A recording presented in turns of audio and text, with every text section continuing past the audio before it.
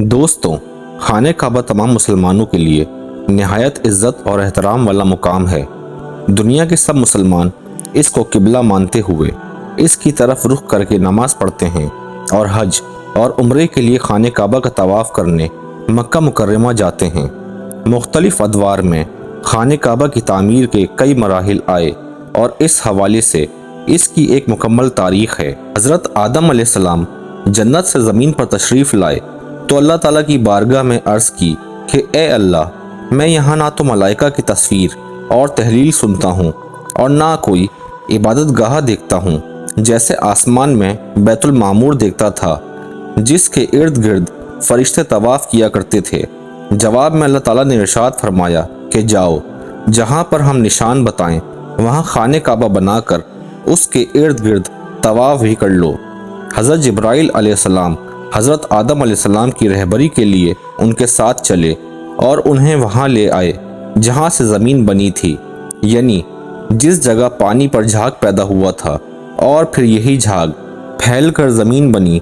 हज़रत जिब्राइल अलैहिस्सलाम ने इस जगह पहुँचकर अपना पर मार कर 7वीं ज़मीन तक बुनियाद डाल दी, जिसको फरिश्तों ने 5 पहाड़ों के पत्थरों से भरा। कोहे लबनान, कोहे जूदी, कोहे हीरा और तूरे जीता से बुनियाद भर कर निशान के लिए चारों तरफ की दीवारें उठा दी। इस तरफ हज़रत आदम अलैहिस्सलाम नमाज पढ़ते रहे और इसका तवाफ़ भी करते रहे। बाज़ रिवायत में है कि खुद बैतुल मामूर उतार कर इस बुनियाद पर रख दिया गया, तो गोया बुनियाद दुनियावी पत्थरों की रही और इमारत बैतुल मामूर की। तूफ़ान नूह तक काबा इसी हाल में रहा। इस तूफ़ान के वक्त वो इमारत आसमान पर उठा ली गई और काबे की जगह ऊंचे नीचे टीले की तरह रह गई, मगर लोग बराबर बरकत के लिए यहाँ आते थे और दुआएं भी मांगते थे। फिर हज़रत इब्राहीम अलैहिस्सलाम के ज़माने तक काबा इसी हाल में रहा। जब हज़रत इस्माइल अलैहिस्सलाम और बीबी हाजरा इस मैदान में आकर ठहरे और उनकी वजह से यहाँ कुछ आबादी हो गई, तब हज़रत हाजरा अलैहिस्सलाम के इंतकाल के बाद हज़रत इब्राहीम अलैहिस्सलाम को हुक्म हुआ कि आप हज़रत इस्माइल अलैहिस्सलाम को साथ लेकर यहाँ काबा की इमारत बनाएं। अल्लाह ताला ने उसकी निशानी इस तरह ज़ाहिर फरमाई कि एक बादल का टुकड़ा भेजा ताकि उसके साए से काबा की हद मुकर्रर कर ली जाए। हज़रत जिब्राइल अलैहिस्सलाम ने उस साए की मदद से एक ख़त खींचा और हज़रत इब्राहीम अलैहिस्सलाम ने उस ख़त पर यहाँ तक ज़मीन खोदी कि हज़रत आदम अलैहिस्सलाम की बनाई गई बुनियाद नमूदार हो गई और फिर इस बुनियाद पर इमारत बनाई गई। ये भी ख्याल रहे कि हज़रत इब्राहीम अलैहिस्सलाम ने खाने काबा के अंदर दाईं तरफ एक तोगार सा बनाया था जो कि ख़जाने की तरह था कि काबा में जो कुछ नजराने या तोहफे आएँ वो इसमें रख दिए जाएं। इसके 2 दरवाजे थे, एक दाखिल होने का और दूसरा निकलने का। काबा बनाने वाले खलीलुल्लाह थे और उनको गारा और पत्थर उठा कर देने वाले हज़रत इस्माइल अलैहिस्सलाम थे, और इस इमारत को बनाने में 3 पहाड़ों के पत्थर इस्तेमाल किए गए।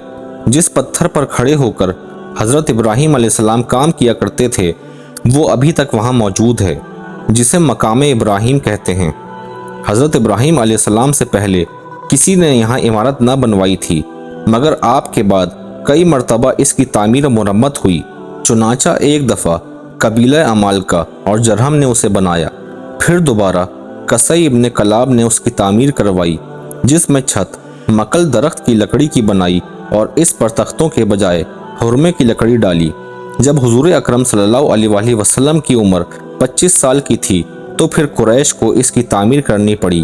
उसकी वजह ये हुई कि एक औरत वहाँ खुशबू सुलगाती थी। एक बार अचानक उससे शोला उठा और छत जल गई। उससे पहले सैलाब वगैरह से काबा की दीवारें भी फट चुकी थीं, लिहाजा कुरैश के सरदारों ने जमा होकर वलीद इब्न मुग़ीरा को अपना अमीर मुकर्रर किया ताकि काबा को मुनहदिम करके दोबारा उसकी तामीर शुरू की जाए।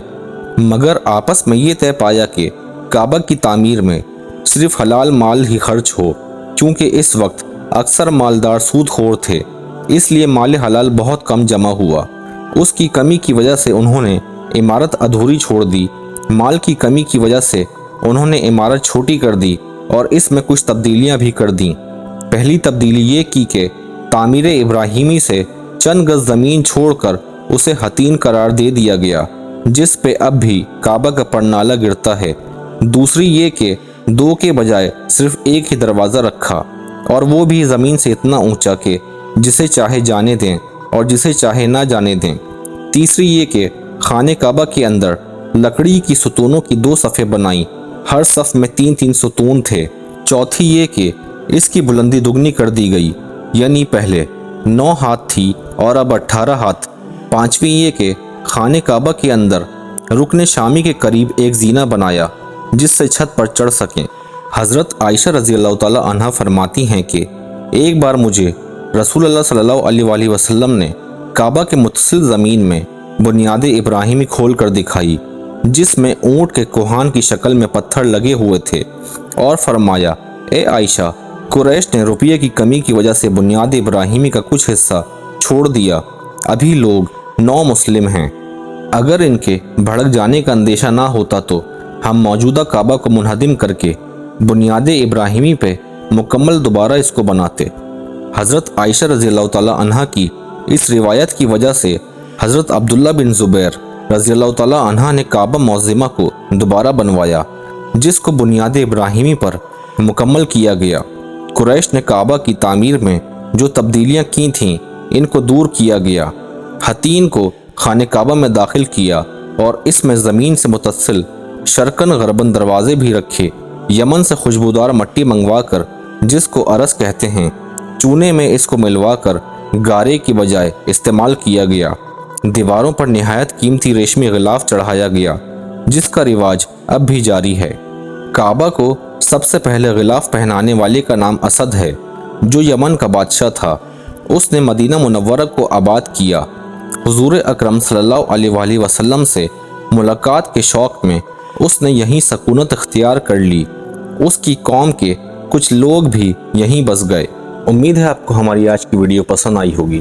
ویڈیو اچھی لگی ہو تو ویڈیو کو لائک کریں اور اپنی رائے کا اظہار کامنٹ سیکشن میں کریں، اور آپ سب سے دوبارہ سے ریکویسٹ ہے کہ ہمارے چینل کو سبسکرائب کریں اور ساتھ ہی لگے بیل آئیکن کو بھی پریس کریں تاکہ آپ کو ہماری ہر ویڈیو کی نوٹیفیکیشن مل سکے۔ اللہ تعالیٰ آپ کو اپنے حفظ و امان میں رکھے، آمین۔